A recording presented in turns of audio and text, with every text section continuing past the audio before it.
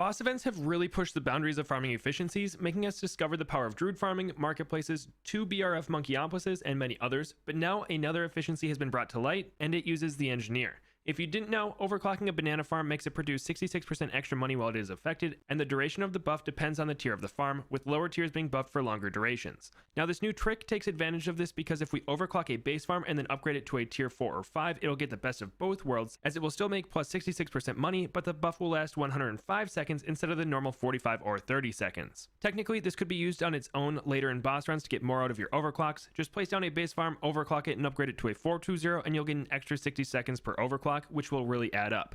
But we are going to focus on one specific scenario that can cause a farming snowball. If we go to right after we pop the tier 1 elite boss, there is a common farming route. Normally you'll sell a ton of defenses as they are no longer needed, and this will give you a ton of cash reserves that is usually used to get 2 banana research facilities into a 2 farm Monkeyopolis. This is one of the most efficient and easy farming routes that we know of and is very popular, but this engineer can make it a bit better. If we buy a 040 engineer, overclock a base farm, sell the engineer, and upgrade the farm to a 420, you'll make enough extra money from the overclock to cover the cost of buying and selling it, as you only end up losing $4,131 by buying and selling the 040 engineer, but this will make the banana research facility an extra $1,287 per round, meaning you only have to beat 3.21 rounds during the overclock duration to start turning a profit. And this gets even easier if you place and sell the engineer inside the range of a favored trades buccaneer, as it increases his sell price. Now I set up a test mimicking exactly what I did during my elite lich run. I started on round 48 with exactly the same defenses and money, but I went the overclock route, and by the end of round 51 I already had $700 more than the traditional route.